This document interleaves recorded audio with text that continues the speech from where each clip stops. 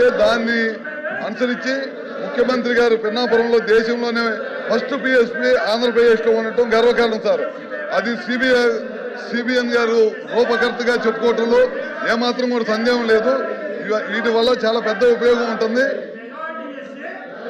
రాబోయే రోజుల్లో climate challenges ని మీట్ కావడం కోసం అదేవిధంగా మనం ఎట్టి పరిస్థితుల్లో 160 గీగావాట్లు 48 గీగావాట్లు ఎట్టి పరిస్థితుల్లో ఈ ప్రభుత్వం తొందరలోని వివిధ దశలోని అన్ని కూడా సర్వే పూర్తి చేసి అన్నిటి కూడా పూర్తి చేసిద్దని చెప్పి మీ ద్వారా సభ్యులకు తెలియజేస్తున్నాం. ఎల్ఓపి గారు చెప్పండి. ఎల్ఓపి గారు. అధ్యక్ష, ఈ నిన్నటి నుంచి ఒకే అంశం మీద డిఎస్సి మీద జరిగిన అవకతవకల మీద చర్చించాలి, సభలో చర్చించాలి, దాని మీద ఎంక్వైరీ జరగాలని చెప్పి నేను డిమాండ్ చేస్తున్నాం. ఇవాళ ప్రధాన పత్రికల్లో శాసనసభలో మాట్లాడారు. అది మరి ఇక్కడ మాట్లాడడానికి ఎందుకు ఎందుకు ఆడుతున్నారో మాకు అర్థం అవ్వట్లేదు. ఎందుకంటే వెనకెందుకు వేస్తారో మాకు అర్థం అవ్వట్లేదు. వాస్తవ విషయాలు అక్కడ చెప్పిన ఇక్కడ చెప్పొచ్చు కదా, ఇది చెప్పొచ్చు కదా. ఏమి దీని తర్వాత చేస్తామని చెప్పి విద్యామంత్రి గారు ఉన్నారు కదా, విద్యామంత్రి గారు నేను చెప్పానండి. అక్కడ చెప్పిన ప్రకటనలు ఎక్కడైనా సరే బయటైనా ఇంటైనా ఎక్కడైనా మాట్లాడతామని చెప్పారు కదా, చెప్పండి ఆ మాట ఎక్కడ. మేము అడుగుతున్నాం కదా, మా ప్రశ్న సమాధానం చెప్పండి. అందుకు మెగా డిఎస్సి మీద డిస్కషన్కి మీ సమయం కేటాయించాలి. ఈ ప్రశ్నోత్తరాలు వాయిదా వేసినా సరే మాకు ఇప్పుడు దాని మీద చర్చించాలి. అది మా తాలూకా విన్నపం.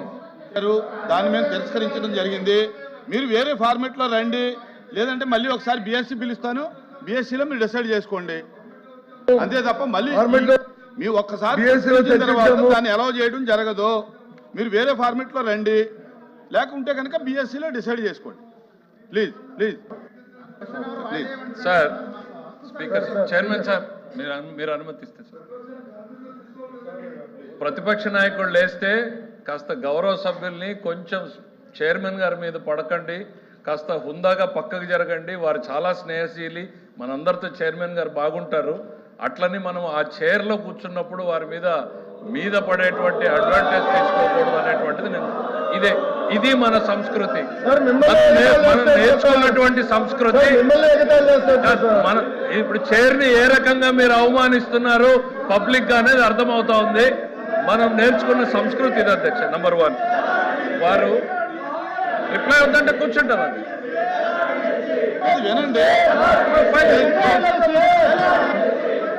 డిఎస్సి మీద చర్చించడానికి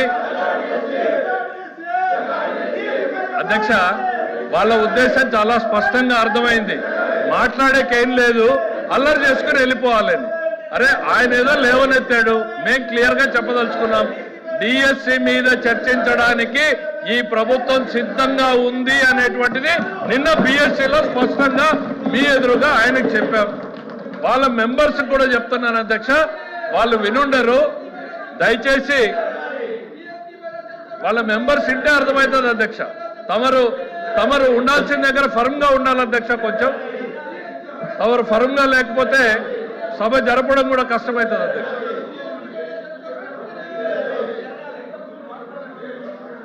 వినండి సార్, గౌరవ ఎల్ఓపి గారు అడిగిన దానికి ప్రభుత్వం నుంచి మా స్పందన ఇచ్చినప్పుడు వినే ఓపిక ఉండాలి. వాళ్ళ అజెండా ఏమైనా ఉండొచ్చు, అజెండా అల్లరి చేసి బయటికి వెళ్ళిపోవడం అనే అజెండా అయి ఉండొచ్చు, చర్చ పెట్టాలనేటువంటి అజెండా అయి ఉండొచ్చు. గవర్నమెంట్ వారి సైడ్ నుంచి నిన్న తమరి సమక్షంలో చాలా డీటెయిల్డ్గా మా వాయిస్ని వినిపించాం. డిఎస్సి మీద చర్చించడానికి ఈ ప్రభుత్వం సిద్ధంగా ఉంది.